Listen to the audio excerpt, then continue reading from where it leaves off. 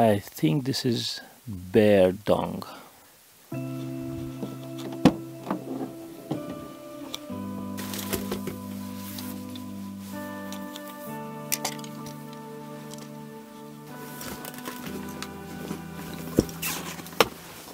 During this autumn, I looked for trees with red leaves in them, and I couldn't find them. And at one point, I remembered that right at the edge of the forest that I'm photographing a lot, on the other side of the forest, there are lots of wild cherry trees.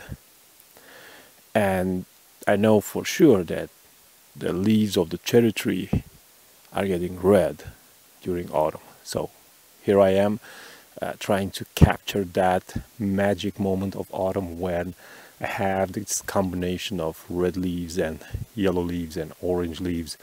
So I'm at the edge of the forest right now. I'm not going inside the forest, and I'm trying to see what compositions do I find, and I'm going to share with you settings and some tips on how to approach this situation in landscape photography. The first thing that I'm doing is searching for a composition with this tree in it.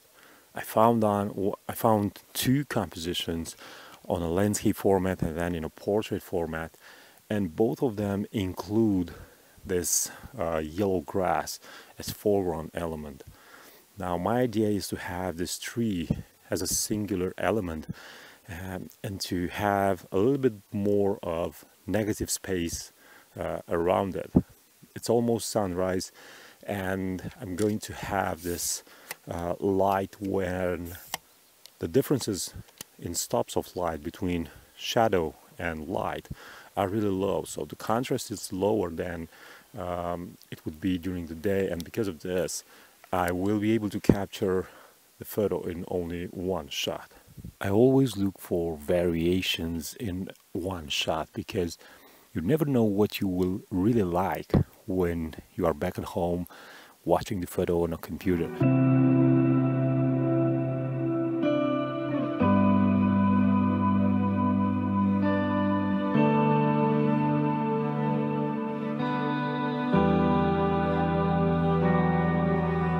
The settings for this photo are f11 ISO 100 and 1/8 of a second.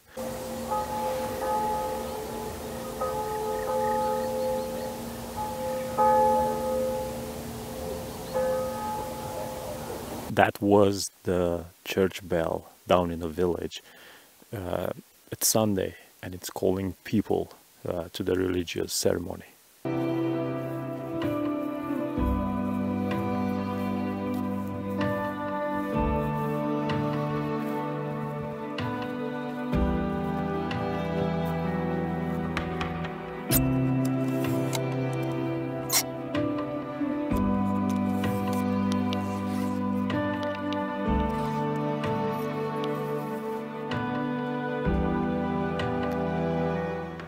I moved away from that tree, and while I was hiking I noticed that now I have the entire tree, and in the background there is the rest of the forest. It's not a completely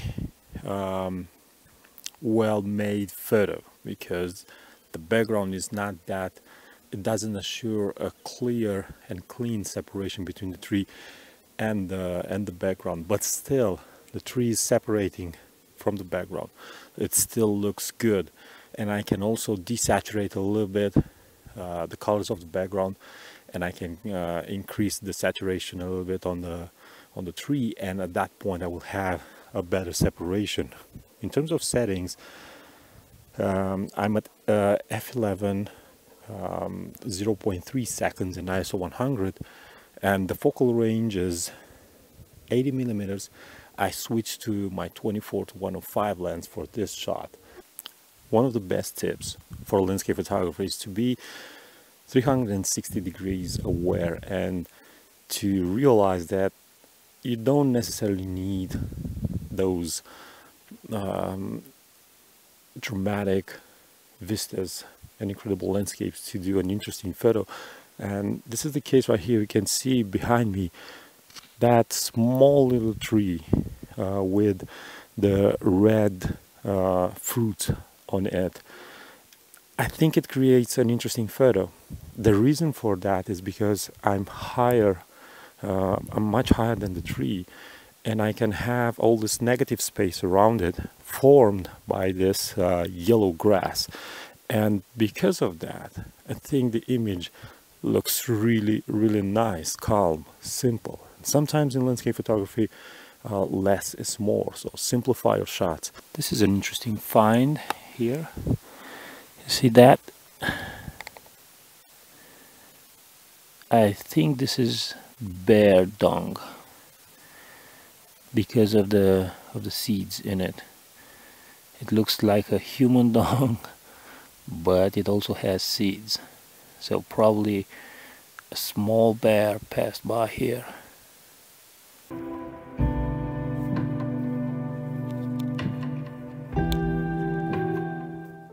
Another nice and simple composition that I think it will have a good impact. It's going to be this tree over here, again with the grass, with the yellow grass at the base, with this dry grass.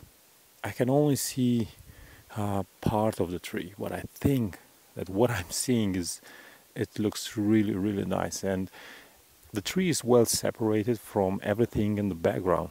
This is a thing that is very important and that I'm looking for whenever I'm photographing trees.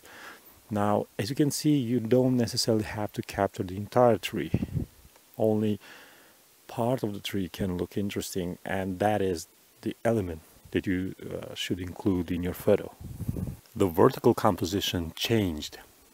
If when I frame it horizontally, I included the entire tree that was visible. Now for the portrait shot, I moved closely. I went with 105, but also switched to crop mode. So it's 105 multiplied by 1.6. So it's something like 160 something millimeters, 161, something like this.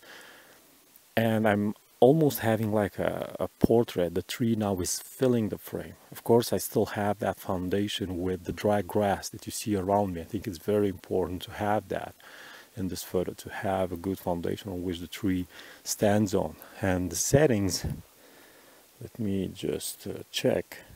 ISO 100, f11 and 1/4 of a second.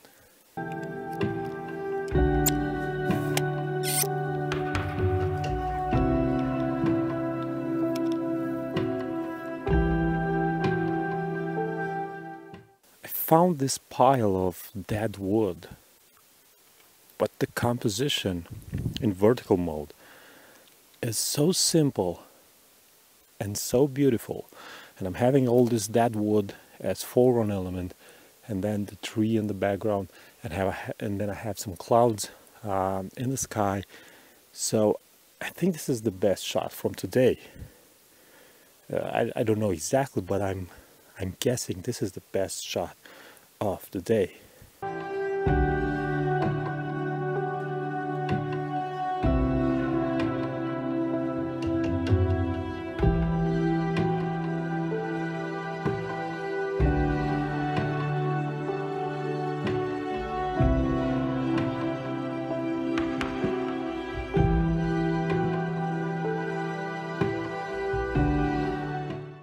I want to remind you that you can join me for a private workshop. So you contact me and you say the date and where you want to have this private workshop.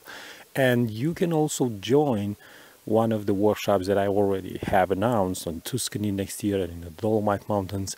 So check out my website. The link is in the description of this video. And until next time, keep on photographing, because it's the only way that you can get better.